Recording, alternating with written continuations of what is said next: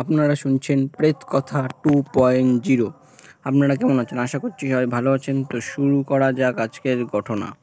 আজকের ঘটনাটা আপনাদের মনে ভয় জাগাবে। ঘটনাটি খুবই রহস্যজনক এবং ভৌতিক। ঘটনাটির নাম শ্যামপুরের জমিদার বাড়ি। প্রথম অধ্যায়ে আগমন। আকাশ কালো হয়ে এসেছে, চারিদিকে নিস্তব্ধ। হঠাৎ করে বিদ্যুৎ চমকালো, আর তার সঙ্গে বিকট শব্দে বজ্রপাত। সেই আলোয় একবার দেখা গেল বিশাল পরিত্যক্ত একটা বাড়ি।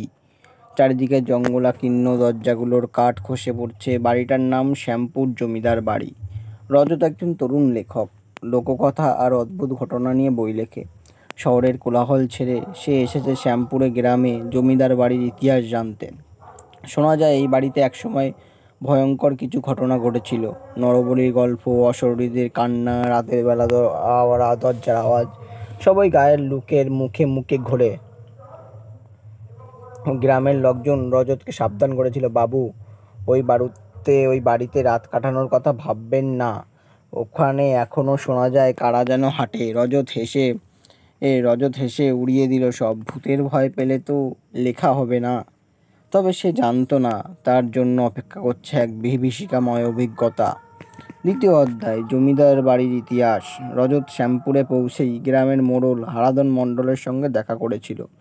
হারাধন বাবু বয়সে প্রায় 70-এর কাছাকাছি।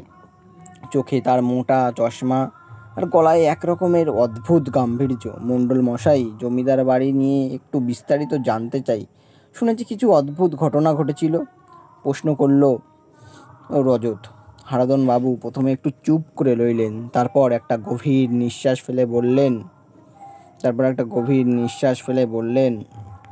বাবু, ওটা শুধু একটা বাড়ি না, অভিশপ্ত জায়গা ওটা। প্রায় 100 বছর আগে জমিদার হরিপদ রায় এর আমলে ও বাড়িতে অনেক নরবলির ঘটনা ঘটেছিল। শোনা যায় উনি তান্ত্রিকদের ডেকে এনে শক্তি বাড়ানোর জন্য একের পর এক গ্রামের কিশোরী মেয়েদের বলি দিতেন। রজতের চোখ বড় হয়ে গেল। তবে কি পুলিশ তো খবর পায়নি এর? হারাধন বাবু বলল, যে সময়কার কথা বলছি বাবু, ইংরেজরা তখন প্রশাসনে থাকলেও গ্রামের এত ভেতরের খবর কে আর পায়।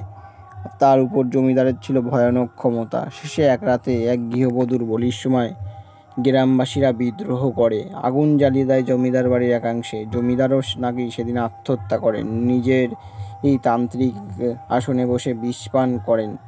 রজতের রক্ত হিম হয়ে আসে, তার মধ্যেও হালকা হালকা ঠান্ডা শিহরণ গায়ে কাটা দিয়ে ওঠে। রজত বলে, তারপর কি হলো? হারাধন বাবু খানিকক্ষণ থেমে তারপর বলেন, তারপর থেকে ওই বাড়িতে কেউ থাকেনি। যারা গিয়েছিল তারা আর ফেরেনি। রাত হলেই কান্না শোনা যায়, কারা যেন দেয়ালে হাত চালায়, ঘোড়া দৌড়ায় ছাদে, এইসব শোনা যায় আজও। রজত মনস্থির করল, এই জায়গাতেই সে থাকবে এক রাত। সত্য মিথ্যা যাই হোক, নিজের চোখে না দেখলে বিশ্বাস করবে না। হারাধন বাবু মাথা নাড়লেন। আপনি চাইলে আমার একটা পুরনো হ্যারিকেন নিয়ে যান, ওটা একসময় জমিদারেরই ছিল, কেউ ছুতে চায় না। তবে আপনাকে দিয়ে দিলাম, সাবধানে থাকবেন। রজত সেই হ্যারিকেনটা হাতে নিল।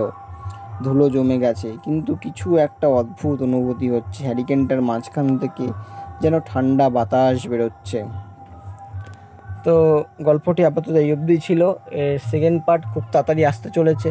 গল্পটি কেমন লেগেছে অবশ্যই জানাবেন। আর প্লিজ আপনারা সবাই একটা করে সাবস্ক্রাইব করে দেবেন। আপনারা গল্প তো শোনেন কিন্তু সাবস্ক্রাইব করেন না, আপনারা একটু সাবস্ক্রাইব করে দেবেন, তাহলে আরও গল্প বলতে আরও উৎসাহ পাবো। ঠিক আছে, আরও নতুন নতুন গল্প নিয়ে আসবো চ্যানেলে। অনেক ধরনের আধুনিক গল্প, অনেক ভালো ভালো গল্প আসতে চলেছে চ্যানেলে। তো সবাই একটু সাপোর্ট করবেন। গল্পটি যদি আপনাদের ভালো লেগে থাকে লাইক, কমেন্ট এবং শেয়ার করে দেবেন বন্ধুদের কাছে। আর আপনাদের কাছে যদি কেউ নতুন হয়ে থাকেন তো সাবস্ক্রাইব করে দেবেন। অসংখ্য ধন্যবাদ। তাহলে আজকের মতো এখানেই শেষ হচ্ছে। দেখা হচ্ছে আবার নেক্সট ভিডিওতে। ততক্ষণের জন্য টাটা।